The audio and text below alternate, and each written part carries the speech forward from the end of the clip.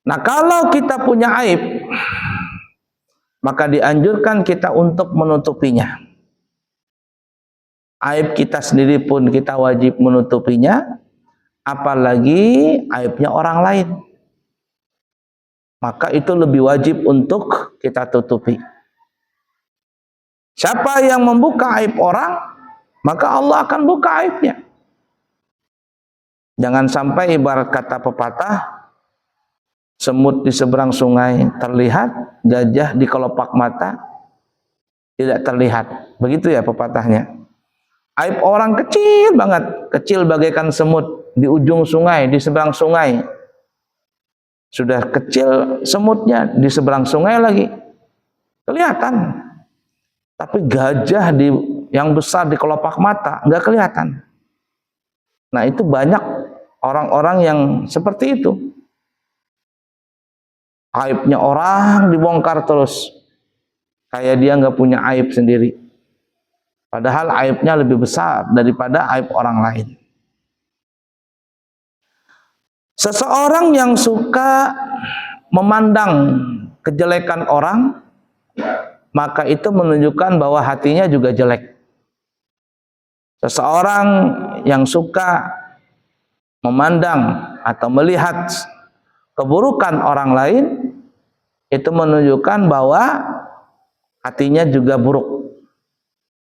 Tapi sebaliknya, seseorang yang suka melihat kebaikan orang lain, maka itu menunjukkan bahwa hatinya seseorang itu juga baik.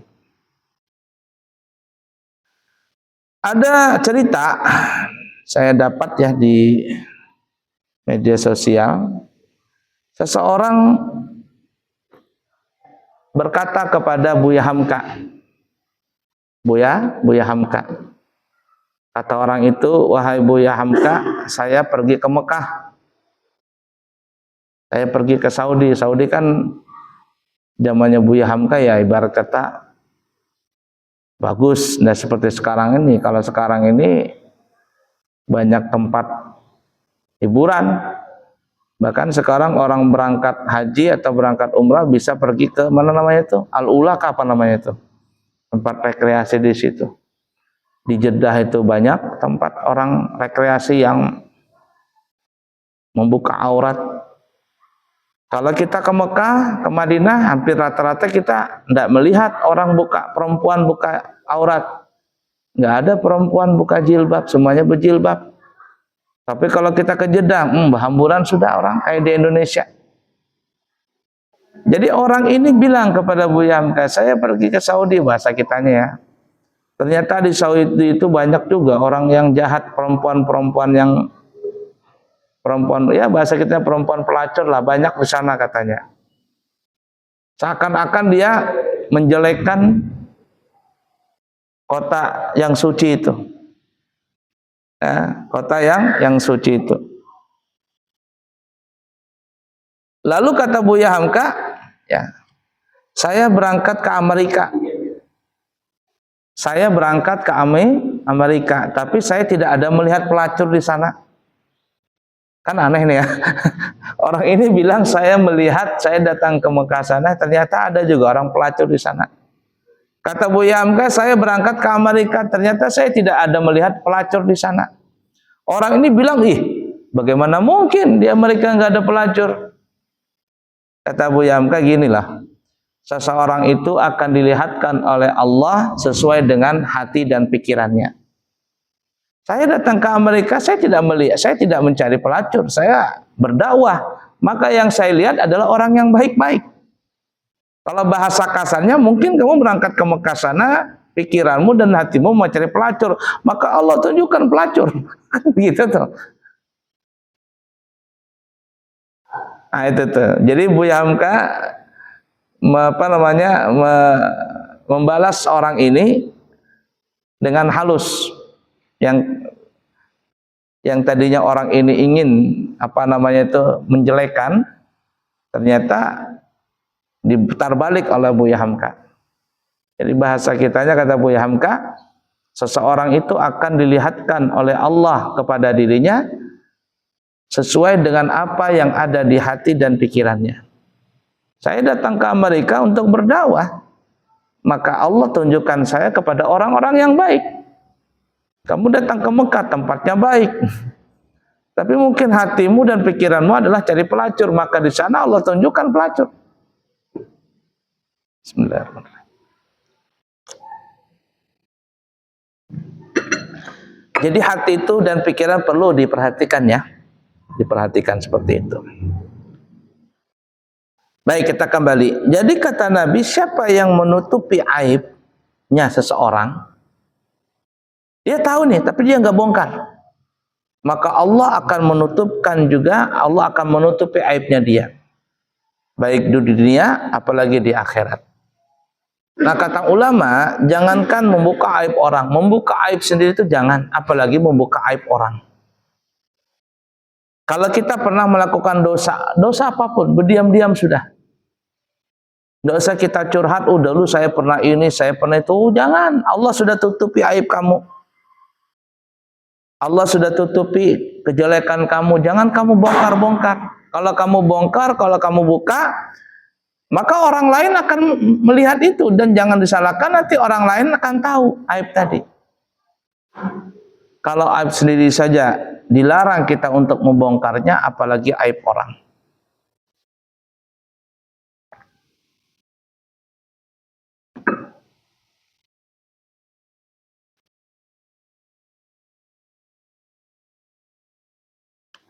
Tahun 90-an, 2000 ke bawah nih ya.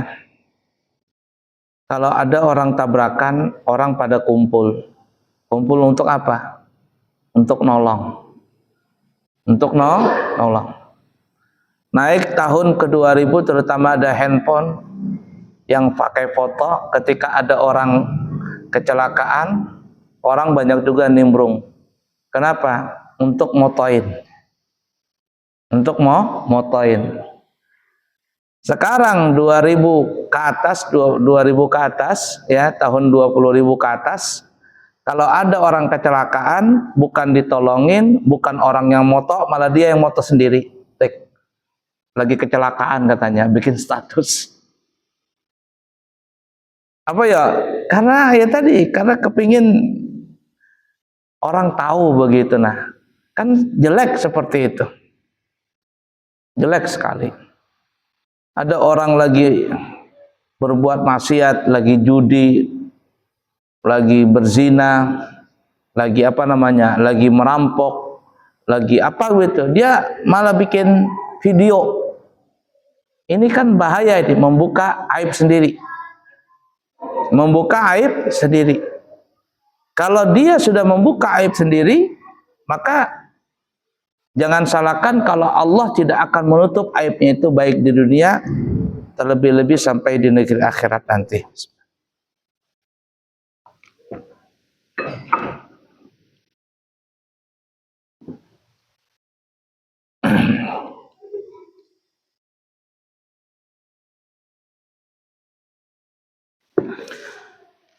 Baiklah ya. Kemudian kita akan membaca hadis lagi.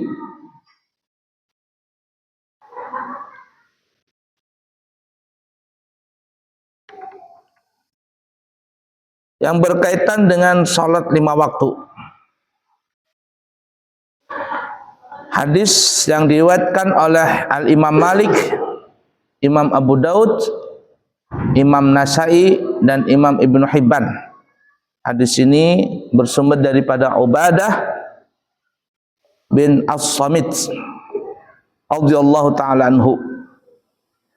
Beliau berkata, aku telah mendengar Rasulullah sallallahu alaihi wasallam bersabda. Apa kata Nabi?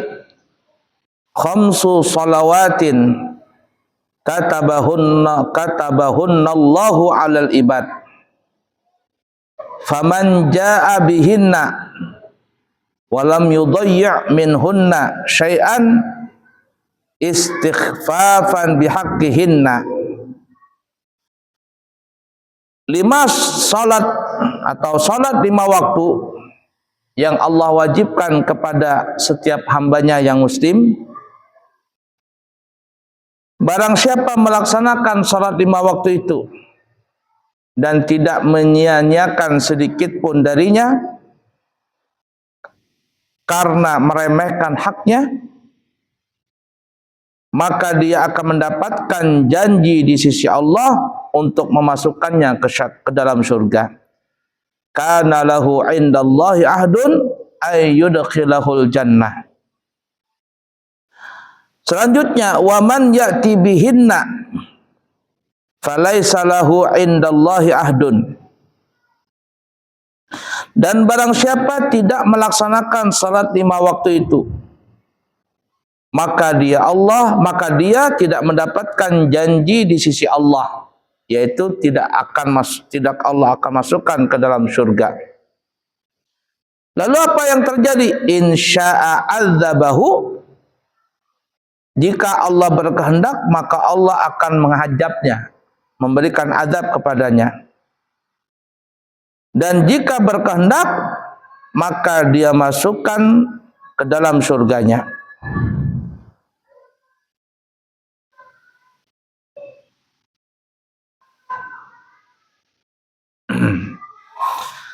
Nah, di sini